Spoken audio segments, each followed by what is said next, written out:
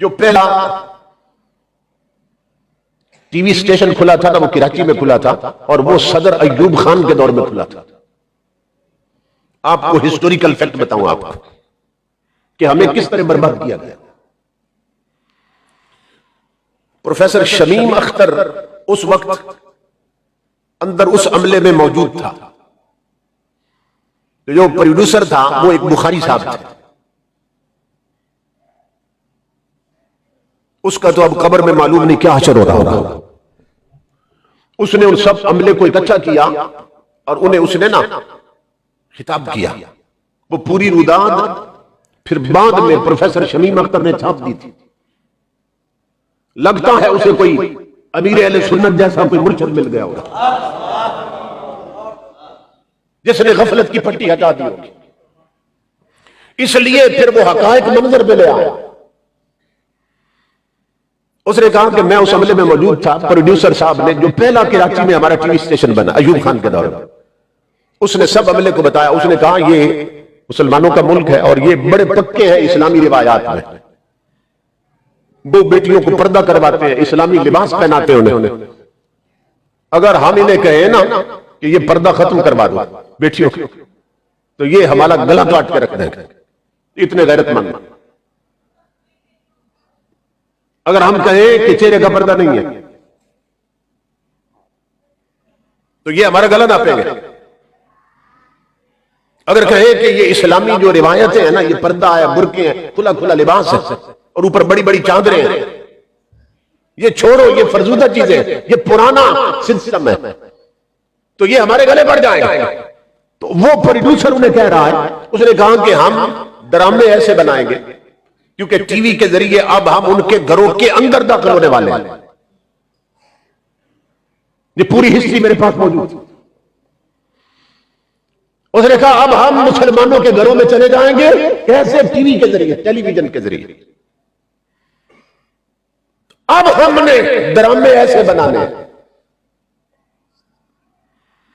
اور اس نے کہا کہ تم میں سے جو آگے سامنے بیٹھے تھے، جو بندہ تھوڑی سی سوجھ بوجھ پیدا کرے گا نا عربی کی کچھ آیتیں رٹ لے، کچھ تھوڑی سی عربی گرامر پڑھ لے، اس کی تنخواہ میں 200 یا 300 روپے کا اضافہ کر دوں گا۔ اس دور میں وہ 200-300 روپیہ بھی کوئی لاکھ کے برابر تھا، اس کا اضافہ کر دیا جائے گا۔ اور وہ جب عربی زبان سے تھوڑی سی سوجھ بوجھ اس کو ہو جائے گی تو پھر یہ ہے کہ ہم اسے اسلامک سکالر بنا کر ٹی وی کے پروگراموں میں پیش کریں گے۔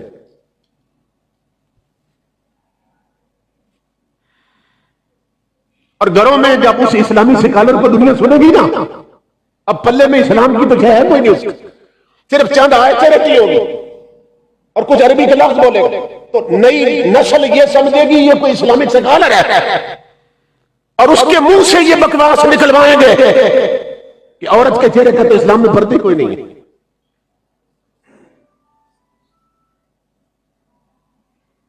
یہ کراچی میں ایسے اینکرز موجود ہیں، اب بھی موجود ہیں۔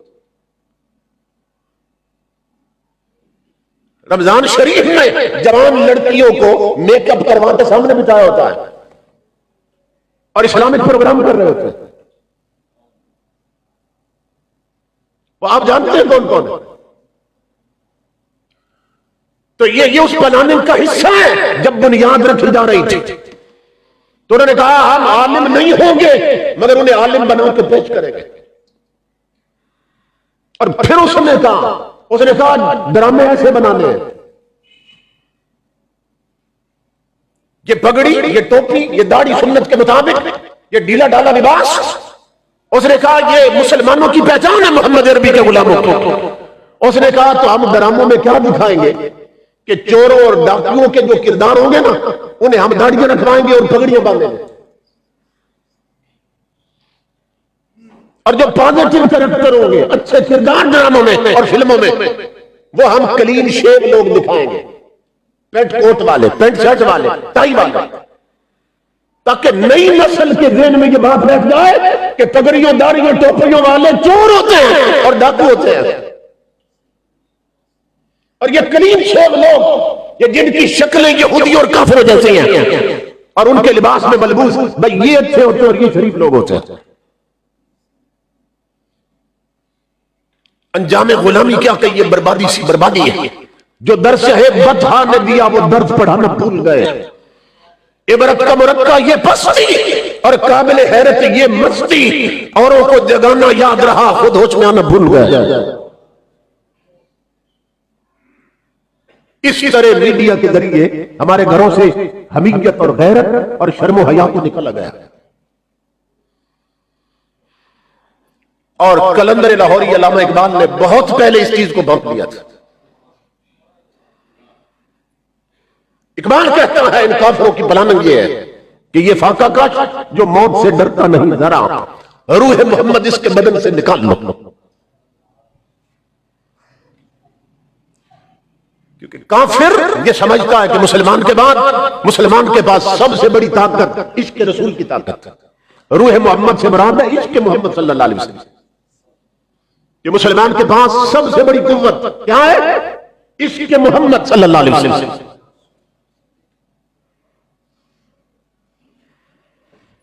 ایک عاشق کا منظر دیکھا کہ نہیں دیکھا؟ سمجھ رہے؟ اس کی ٹانگیں نہیں تھی امام الانبیاء کے غلام، مگر وہ ڈی چوک اور فیض آباد کے دھرنے میں ٹانگوں سے نہیں پہنچا، عشق مصطفیٰ کی طاقت سے پہنچا. انہوں نے بتایا معذوری میری مجبوری نہیں ہے. لوگ معذوری کو مجبوری بنا لیتے ہیں. اس عاشق رسول نے بتایا اور دکھایا کہ مسلمان کی مجبوری معذوری نہیں ہے، اس کی مجبوری عشق مصطفیٰ ہے. اس کی سب سے بڑی مجبوری حضور کی غلامی ہے. تو دنیا حیران تھی کہ یہ کیا کر لے گا ویل چیئر پہ بیٹھنے والا، مگر اس نے کنٹینر کی سیاست نہیں کی، اس نے میدان کی سیاست کی. وہ ننگے آسمان کے نیچے سینہ تان کے بیٹھا اور کفر کو للکارتا رہا ہے. اور پھر مدینے سے خیرات آئی تو امام الانبیاء کو غلام دنیا نے دیکھا کہ وہ جب دھرنے میں گرجتا تھا تو امیر المجاہدین لگتا تھا، جنازہ اٹھے تو امیر المومنین لگ رہا تھا.